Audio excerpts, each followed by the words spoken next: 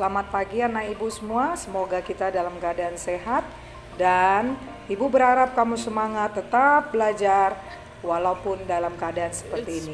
Dan ibu harap kamu tidak bermalas-malasan. Hari ini kita masuk dalam tema 4 KD 34, di mana tema itu berjudul sehat itu penting.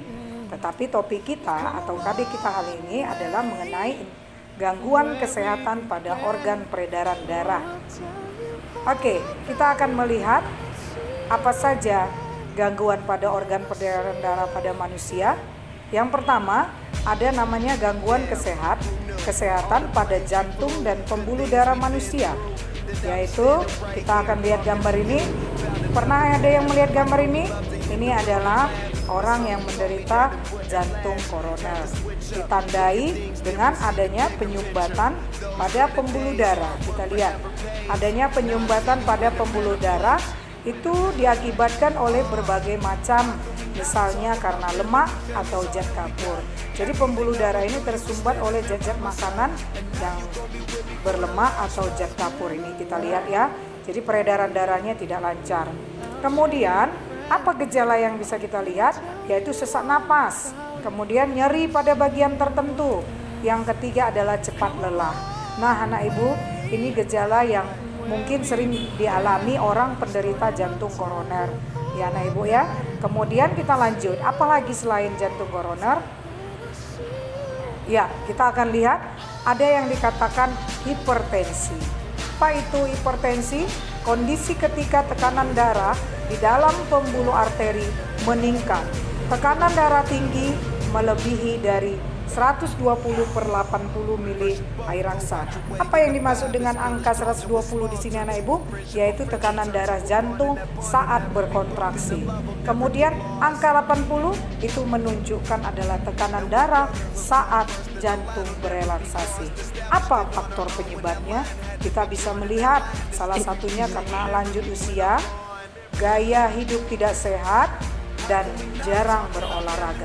Kemudian yang terakhir adalah tingkat kesetresan yang tinggi. Ya, ini dapat mengakibatkan yaitu hipertensi, ya. Kemudian yang ketiga ada yang dikatakan hipotensi. Hipotensi ini adalah tekanan darah rendah. Kondisi ketika tekanan darah di dalam pembuluh arteri itu menurun, yaitu lebih rendah dari 90/60 mili air raksa. Kita lihat apa kira-kira penyebabnya. Yaitu satu, mungkin faktor usia. Yang kedua, mungkin keadaan kondisi cuaca yang tidak bisa disesuaikan. Kemudian yang keempat, mungkin efek samping obat-obatan. Dan kita akan melihat orang yang menderita hipotensi itu akan merasa sering pusing atau ya lemas ya. Nah ini adalah gejalanya salah satunya. Oke anak ibu, inilah gangguan pada organ peredaran darah kita ya. Kemudian kita akan lihat ya, yang ketiga ada varises, yaitu ditandai dengan munculnya benjolan pada kulit yang berwarna keunguan disebabkan adanya hambatan pembuluh darah vena dalam mengalirkan darah. Adapun faktornya itu mungkin karena faktor keturunan, kemudian terlalu lama berdiri atau duduk bersila. Jadi varises itu seperti ini anak ibu, kita akan lihat pembuluh vena akan lebih menonjol ya. Ini dia yang warna biru ya anak ibu, kita akan lihat itu. Kemudian yang kedua ada gangguan kesehatan pada darah manusia. Tadi pada jantung dan pembuluh darah. Kita lihat apa saja. Ada anemia. Ya, ini mungkin ada sebagian yang pernah menderita ya. Disebabkan kurangnya sel darah merah di dalam tubuh. Apa penyebabnya? Pendarahan hebat bisa. Kemudian kekurangan zat besi ya. Kemudian gangguan pembuatan sel darah merah pada tulang.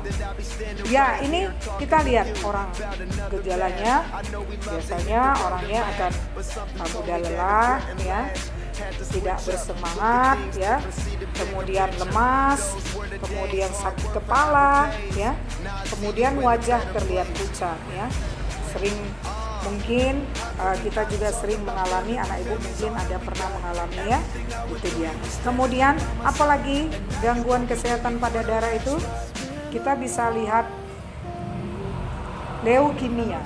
Leukemia, kondisi ketika jumlah sel darah putih lebih banyak dibandingkan sel darah merah. Hal ini disebabkan sel darah putih berlebih pada sumsum tulang belakang. Akibatnya, sel darah putih akan memakan sel darah merah sehingga tubuh menjadi kekurangan sel darah merah. Nah, ini anak ibu kita akan melihat pada gambar ini ya. Inilah keadaan yang normal, sedangkan ini yang dikatakan keadaan abnormal, di mana sel darah putih ini yang agak besar dengan warna keunguan ini lebih banyak daripada sel darah merah ya anak ibu. Kemudian yang ketiga adalah demam berdarah. Ini mungkin anak ibu sering pernah mendengarnya. Ini yang diserang adalah darah, infeksi akibat virus Dengue yang ditularkan oleh nyamuk ya, menyerang komponen darah yaitu trombosit dan keping darah, sehingga jumlah trombosit dan sel darah putih itu menurun akibat infeksi. Kita lihat ya, mungkin kita pernah anak ibu sering bermain, nah kemudian digigit oleh nyamuk yang membawa virus Dengue.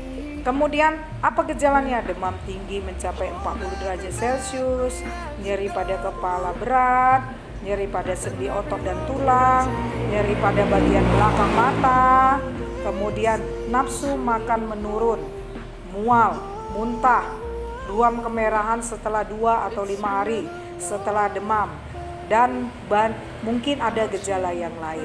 Nah anak ibu, ini adalah gangguan pada sel darah kita.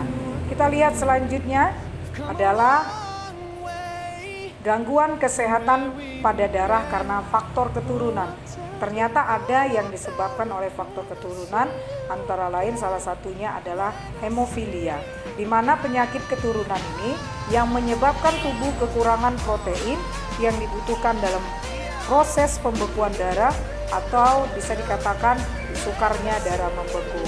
Kalau kita terluka seperti ini, maka darah itu akan sulit membeku karena kita menderita hemofilia, dan ini biasanya adalah akibat faktor turunan. Kemudian yang kedua, talasemia, kelainan pada darah yang tidak memproduksi cukup hemoglobin ya. Adapun gejala talasemia itu bisa merasa lelah, lemah, kemudian sesak napas seperti gejala yang dialami oleh orang anemia. Apa yang membedakan yaitu kelainan pada darah, yaitu ini. Nah, ya, ini dalam keadaan normal.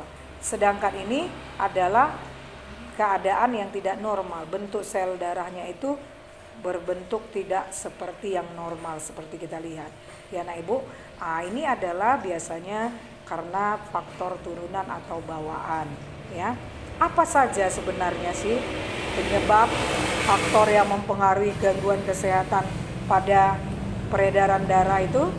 Itu dipengaruhi oleh salah satunya mungkin gaya hidup kita. Gaya hidup kita yang mengkonsumsi lemak secara berlebihan, tidur yang terlalu larut malam, kemudian jarang berolahraga, kemudian jenis makanan yang dimakan banyak mengandung lemak, kemudian faktor keturunan atau sifat yang diwariskan dari orang tua seperti yang Ibu jelaskan tadi. Nah, anak Ibu, inilah gangguan pada organ peredaran darah kita. Semoga anak Ibu dapat memperhatikan video ini dengan baik, dan Ibu harap kamu tetap semangat dalam belajar dan jangan bosan untuk menyaksikan setiap video pembelajaran. Dan Ibu berharap kamu tetap semangat. Salam sehat.